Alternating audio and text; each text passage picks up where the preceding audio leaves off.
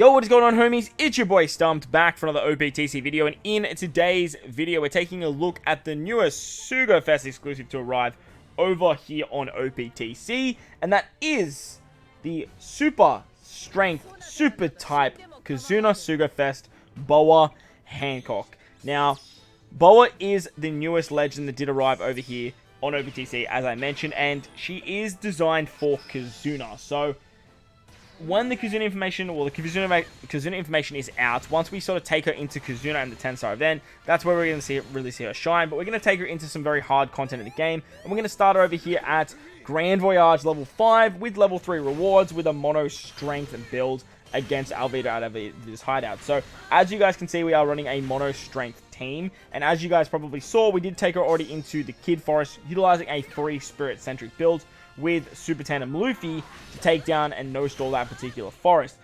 Just like her being a free spirit captain, she's actually a mono strength captain as well, so you can use other strength units on the team, as well as other shooters, which works very, very nicely. She reduces her own cooldown by 2 turns at the start of the quest. She boosts those classes in color by 5.25, the HP by 1.25, and makes the crew's strength, dex, and sight orbs have matching slot effects. She then reduces the chance of landing on recovery and tandem, but then heals for 2,000 at the end of the turn. So getting the 2 turns of cooldown is excellent for her special. Very, very handy, because you can basically get like an infinite attack boost with this particular unit and her Mero ability.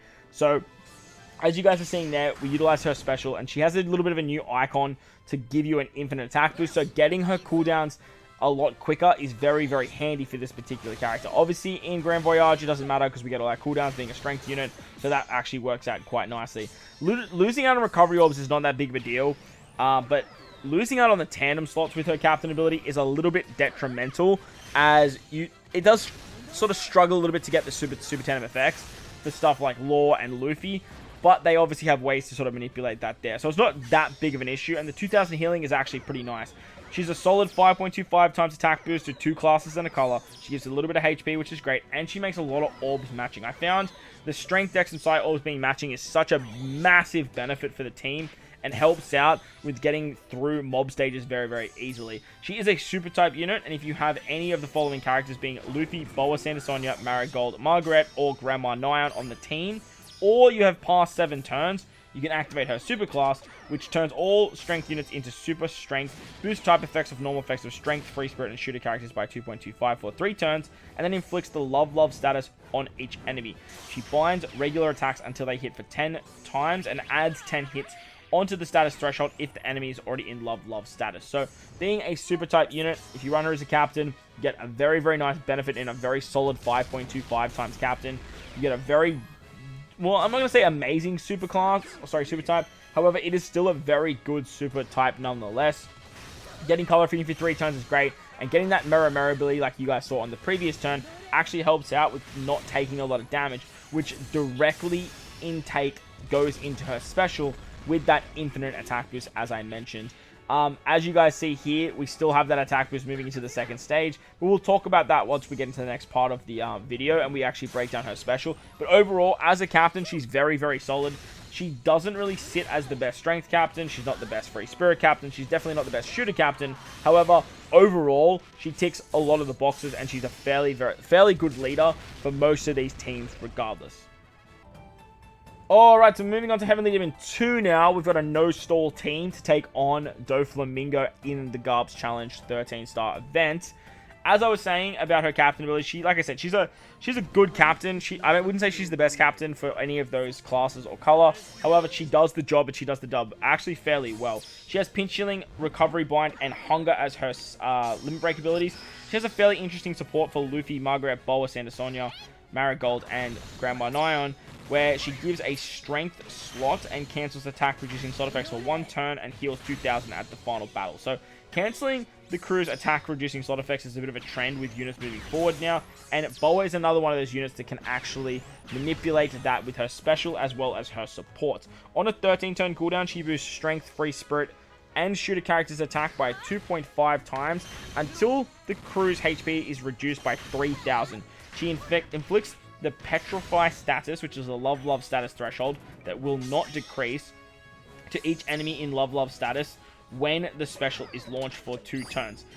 inflicts the Love status on each enemy, which binds them for 8 turns, and cancels the crew's attack-reducing slot effects for 3 turns. So what this means, basically, if you activate her super type to get the Love status on an enemy, you give the 10 turns of the Love status. You can then use her special to apply Petrification, so that way, for 2 turns, the enemy can't move. Now, the reason this is good is if you really want to kill the enemy over that 2 turns, the Petrification will literally just make them not move at all. The Love status, obviously being 10 hits and then 8 hits, you can max it out at 18. If you hit with everyone, you're going to break through this. And upside to Boa is she gives you that 2.5 times attack boost infinitely as long as you don't take 3,000 damage. Obviously, with the Petrification status live, you are going to have 2 turns of not taking damage. And because Boa just keeps that attack boost, as you guys will see here, after using it on the Virgo stage, we're literally going to keep her attack boost until it gets wiped away against, like, Gladius, which is, like,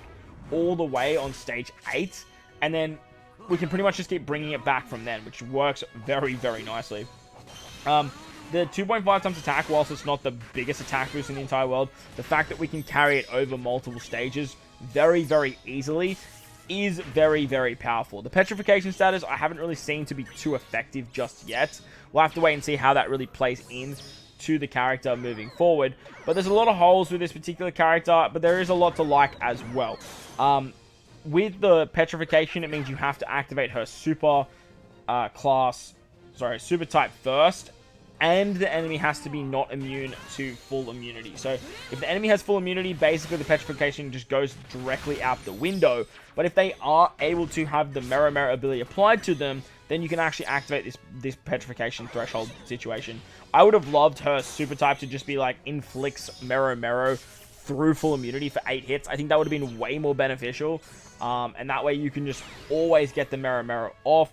I would have loved to see her be a conditional booster against the Mero Mero, be the only character in the game that can actually do that. Would be really, really interesting. However, you do have a little bit more flexibility with the color affinity buff anyway. It actually works amazingly for this particular fight against Dofi, because you can't actually use color affinity on the final stage.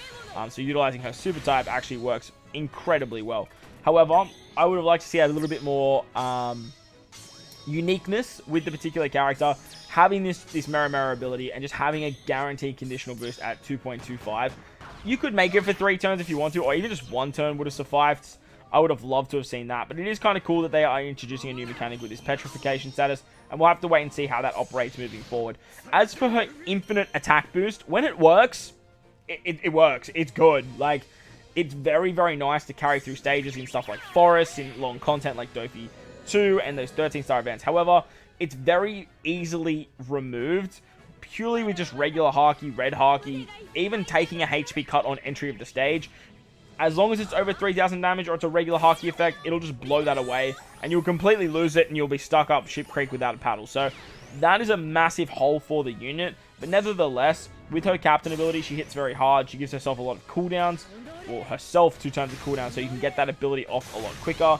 And getting the Mero Mero is actually really cool when you do have a bunch of enemies that don't have full immunity, just like you saw on that stage. We could have stalled out for like 4 or 5 turns on that stage and not taken any damage, which would have been great. The downside to the Mero Mero ability is that it doesn't actually avoid interrupts or preemptives or anything like that, but I'm unsure if the Petrification status actually does. If you guys know, let me know in the comment section below. I'd love to hear your thoughts and opinions of it down there. Or if you've used this character, you've used the Petrification and it's avoided the interrupts, let me know down there as well. Overall, Boa is not a terrible unit. Like, she's honestly done a lot better than I thought she would. She's a Kizuna legend. They're always stereotypically incredibly busted. And I do actually really like using this Boa. However, as I mentioned, as a captain, she's not the best Free Spirit captain. You have Super Tandem Luffy that trumps her every day of the week.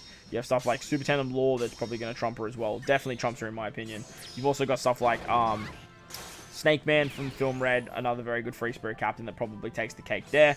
As for shooters, she's definitely up there, but I wouldn't say she's the creme de la crop. Obviously, you have stuff like Yasop and Usopp. You also have Ben Beckman, Lucky Roo.